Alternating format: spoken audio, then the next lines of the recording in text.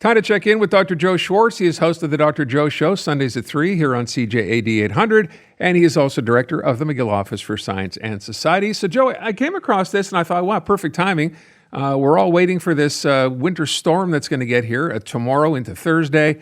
We've been kind of lucky so far this winter. We've not had a whole lot of really cold days. But I saw this article and thought, how is science involved in here, right? Your mom, the old wives' tales or whatever your grandmother or mother used to tell you about how to dress when you headed out in winter in really cold weather. How much of that is actually accurate versus what science says is the best way to get dressed if you're going to be out there in really cold weather? Well, it depends what your mom told you. Let's assume my mom wasn't a scientist. The real key is layering. So that if you get too hot, if you're doing something outside like skiing or snowshoeing, you can shed some layer, because the last thing you want is sweat building up on your skin, because then they can freeze there. So usually what you do is you put on something thin, like a polyester nylon T-shirt that allows moisture to pass through. Well, hold on. Let me stop you. So not something natural like cotton? No, not cotton. Cotton. Cotton is not very good for wicking away moisture. Flannel? Flannel you want as your second layer. Ah, okay. Because that tends to be pretty warm, and that will absorb the moisture that's wicked through the thin layers that you're putting on. And on the outside, you want something that can break the wind. So, again, something that is usually it's made of nylon or polyester, some sort of synthetic. Not wool. But, the trouble with wool is you don't want that close to your skin because it's very itchy. Although wool is very good at wicking moisture away. Okay. So I'm working on layer number 3 here. If you start with your nylon rayon, then you move on to your cotton for number 2, or your flannel for number 2. Is wool good for number 3? Number 2, and then some sort of windbreaker on top. But not a wool coat. No. Okay. I mean, what I favor is the jackets that are with down, with duck down or goose down. Okay. And the reason for that is they trap air, and air is a very good insulator. Today, though, you have jackets that are made with polyester filling, which is also very good and much cheaper. But the goose down tends to be much lighter. So Okay. you can get, really warm jackets that are very light if they're made of goose down. So I guess the basic answer is a very thin T-shirt made of some sort of synthetic next to your skin, then wool next, and then windbreaker with, for me, duck feathers. But I'll tell you the real secret is to get the battery-powered jackets and shirts. The what? Battery-powered? No, seriously. Seriously. They're excellent. It works with a small lithium battery that's sort of inside a little pocket in the jacket. Okay. And it has wiring, very thin wiring embedded in it. And you just control the heat. There's a dial on it, and you can control the heat. I have socks and gloves like that. No, you don't. I do. You have socks, electric, like battery socks? Yes, I do. And they're excellent. Where's the controller?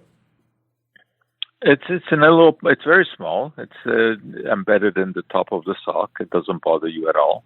So you change the temperature, whatever. So it's like a heated car seat in a sense. Yes, it's the same technology as a heated car seat. You have to reach down to your feet to turn up the temperature, or does it have a remote control? Well, the one that I have, you have to reach down. I don't know if there are any that are.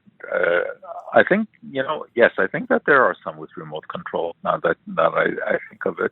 And are they stupid expensive? They're expensive, but they're not stupid expensive. Okay. I mean, I think the gloves are in the $50-$60 range. I mean, so it's affordable. The jackets are more expensive. Jackets are in the $200 to $300 range. But for someone who's going to spend significant time outdoors, it's a good investment. Yeah. I mean, it really works well. So yeah. But you mentioned a lithium battery. Do we have to worry? Lithium battery gets exposed. We know what happens with cars, or because these are so small, it's not the same. I know. I've looked into that, and there aren't even any reports, even on Instagram or anywhere of anyone bursting into flames. Oh, good to know. Okay. Yeah. All right, there you go. So science says layers, which we've always been told, and wear loose clothing, not tight clothing, better to keep you warm as well. Yeah. Okay. Yeah. All right. And don't go outside in the cold. Yeah. That works too. Great advice. All right. The other thing I want you to talk about, you wanted to bring this up today. I don't know what this is about. Insect extracts in food. So yes, what does this mean? I get lots of questions about that because people will notice on food labels cochineal red, which is actually extracted from an insect. And these insect lives on cacti, mostly in Mexico and Canary Islands. And the female insect produces a red color. And the males do not, but they're not separated, so they're all mashed together, and the male is sacrificed for the beauty of the female. And it produces a brilliant red coloring called carmine. And it's used in cosmetics, and it's added to many foods. It's a regulated and allowed food additive. In rare cases, some people may develop allergies, but certainly no more than to any other sort of food additive. It's just that people are somehow reviled by having an insect extract, in their food. And Starbucks actually had to change one of they had this summary thing, which was like a strawberry float. And people were complaining that it was colored with insects, which it was. So they had to change it because of the public outcry, which is ridiculous because there's absolutely no problem with it. It's well tested. And, I don't understand why people are reviled by, eating some insect extract, which is highly purified. Maybe it's because it's and an insect. They love eating the rear end of a cow. Right? Well, thank you, Joe, for putting it in context. I guess that's important. I was going to say, if you're wondering why people are a little leery about eating insects, it's because they're insects and you're used to swatting them, not eating them. But there you go. So there's nothing wrong with this. This is not the red dye number 3 issue all over again. No, it's okay. not. No. All right. It's cochineal red. Sometimes you'll see it on label as carmine. Okay, enjoy your insects. Dr. Joe Schwarcz. Thank you, Dr. Joe. Thanks, Aaron.